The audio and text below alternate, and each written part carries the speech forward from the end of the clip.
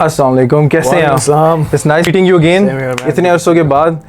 This is Farhan मली, great friend, great actor. आपने इनके ड्रामे और सीरियल वगैरह सारी चीज़ें देखे होंगे. And this is my one of the very great friend, Sheroz.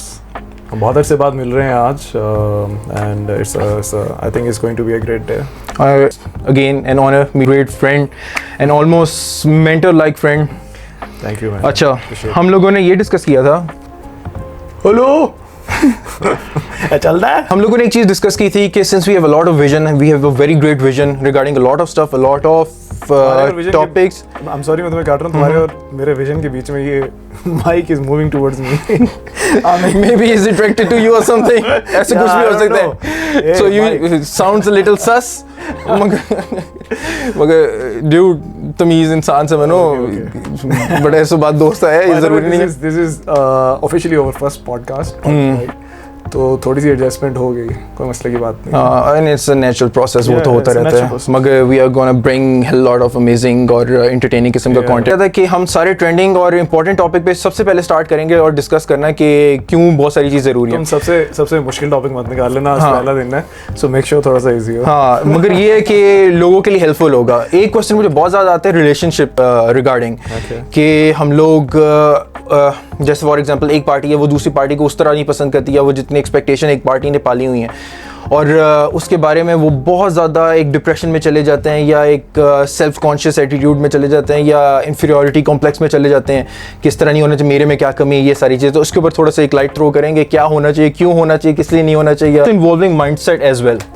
देखो, ये बहुत ही it's a great question by the way, और this is very common nowadays. हमारे बहुत सारे यंगस्टर्स, लड़कियाँ, I mean like because this is a game of emotions, you know. True. 100%. And this is the tricky business. हमें क्या है कि बचपन में या बड़े होके हम अपने अम्मी अब्बू इधर उधर से एब्जॉर्ब कर लेते हैं चीज़ें, लेकिन हमें नहीं सिखाया जाता जैसे इमोशनल इंटेलिजेंस क्या होती है, इमोशंस को रेगुलेट कैसे करना है, सेल्फ रेगुलेशन क्या होती है, ये सारी चीज़ें जो कि आपका अपने साथ रिलेशनशिप बेहतर करती हैं. तो let me tell you something.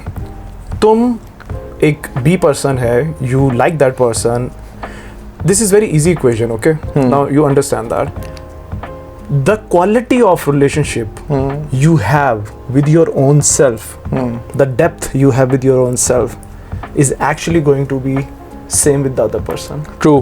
Okay, 100%. क्योंकि जो आप मेरे ख्याल से आप सेल्फ प्रोजेक्ट कर रहे होते हो, यानी जो आपका अपने साथ एक रिलेशन होता है वो आप अगले को सेल्फ प्रोजेक्ट कर रहे हो. हाँ, प्रोजेक्शन पे आते हैं. अब टॉकिंग अबाउट प्रोजेक्शंस, नाउ बहुत सारे लोग यहाँ पे they project their fantasies on the other person. Why?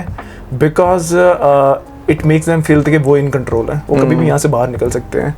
अब प्रॉब्लम इसमें यह है कि वो कोशिश, तो सी आपको थोड़ी स्ट्रगल करनी पड़ती है अगले को जानने के लिए वो इंसान कैसा है, क्या है. लेकिन क्या है कि हम आजकल के दौर में जो हम मूवीज़, चीज़ें, गाने, मतलब हमारा एक कॉन्सेप्ट, उसको देख के जो हमारे आइडियल्स बन गए हैं. देखो, डिसअपॉइंटमेंट पता कहाँ होती है?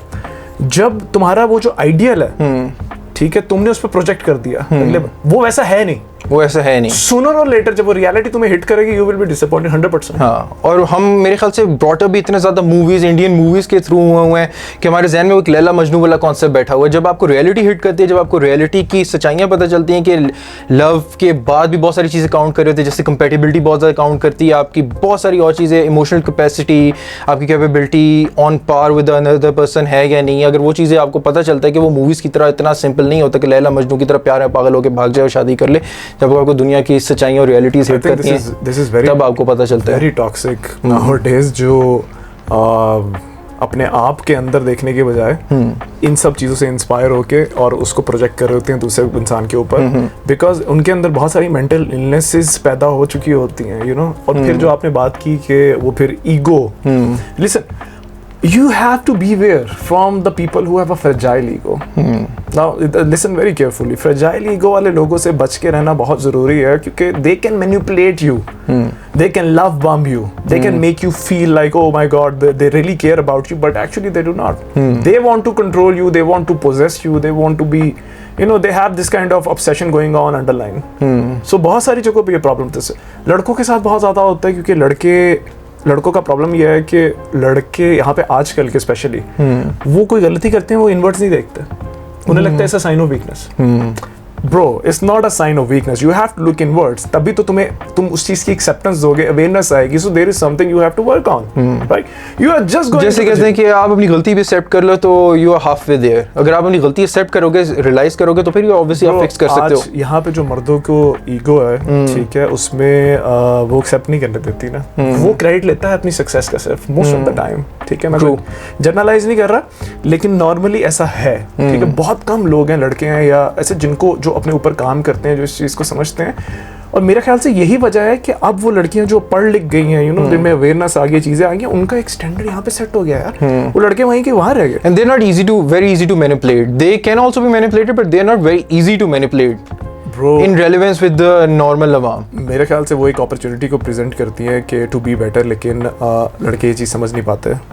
Most of the guys gym bros, gym चले गए, मसल बना लिए, यू नो, वो फिर उसी तरह के शैलो लड़कियों को अट्रैक्ट करेंगे जो मतलब दे आर इनटू, वो जो अपनी फैंटेसी प्रोजेक्ट कर रही है उसके ऊपर, मुझे मास्कुलर लड़का चाहिए या इस तरह। तो यानी उनकी बड़ी सुपरफिशियल, यानी जो एक टेम्परामेंट या जो माइंडसेट सेट हुआ था वो बड़ा सुपरफिशियल बेस लेवल पे होता है। They are not very much into depth कि उन्हें पता हो कि इसकी इमोशनल मैच्योरिटी कितनी ज़्यादा है या कोई और चीज़ है जिसके ऊपर आप काउंट कर सको कि कितनी ज़्यादा है, सेंस ऑफ रिस्पॉन्सिबिलिटी कितनी ज़्यादा। वो उस चीज़ों को इग्नोर करके वो सिर्फ बुक फिगर या फैंटेसी फिगर एक बन जाता है, वो उन्हें सामने नजर आ रहा होता है, and they are madly in love with the person.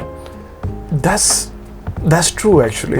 और यही रीज़न भी है कि आजकल के relationship they are tend to be failure, like pretty much. I'm not a relationship guru or something, like I can predict by just looking at the dynamics of the relationship they are going to have. True, we have seen so much in the industry overall, सारी चीज़ें, तो we can actually see through people.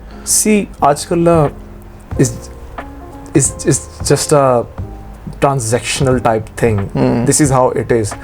आपको कोई ना कोई चीज़ add करनी पड़ती है, either it's value, either it's something, you know. अब ऐसे नहीं होता, ठीक है? वो लड़की अगर है, वो कोई ब्यूटी ऐड कर रही है, कुछ चीज़ें हैं, तो it's a two-way thing, ठीक है? Obviously. आपको वो करना पड़ता है। और बाद में ये है कि उनकी बहुत सारी, हम बात करते हैं उन चीज़ों की जो चीज़ें हम देख सकते हैं, ठीक? और बहुत सारे लोग हमारे स्पेकुलेट करते हैं, स्पेशली सोशल मीडिया से, जो हम we will come to the social media, that how much, oh God, what kind of deception and bullshit that is. तो वो वहाँ से कुछ भी परसीव कर लेते हैं। अब उनके अंदर वो स्किल्स नहीं है, क्योंकि माँ बाप के अंदर भी नहीं थी पीछे, उनको कुछ मतलब ट्रेन कर सकें, हाँ, चल रहा है ना, उन्होंने ट्रॉमास आगे ट्रांसफर कर दिया। अब दिस इज देखो ना, एक्ट एज एन आइडल के जिससे आप लुक अप कर सकें। आजकल के माँ बाप जैसे आप देखो, यानी you can not look up to them, कि आप वो किसे देखोगे? हमारे ज़माने के माँ बाप थे, हमें पता था कि हमें एक फादर फिगर की तरह एक उनके फुटस्टेप्स फॉलो करना है, या अपनी माँ को देखते थे तो हमें पता था कि हमें इस तरह की औरत अपने लिए भी हम लोग सोचेंगे। माइंड सेट की बात है, सारी चीज़ें हैं, तो वी कैन नॉट एक्सपेक्ट आजकल की न्यू जनरेशन में ये सारी चीज़ें।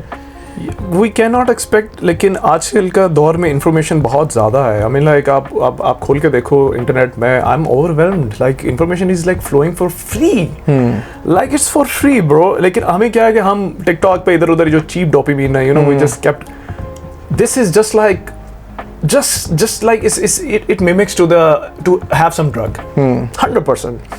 Then you get addicted, then you keep repeating the same thing again, then you won't be able to do something productive. 100%. अच्छा, हम डोपामाइन वाले पॉइंट पे एक ब्रेक के बाद आएंगे।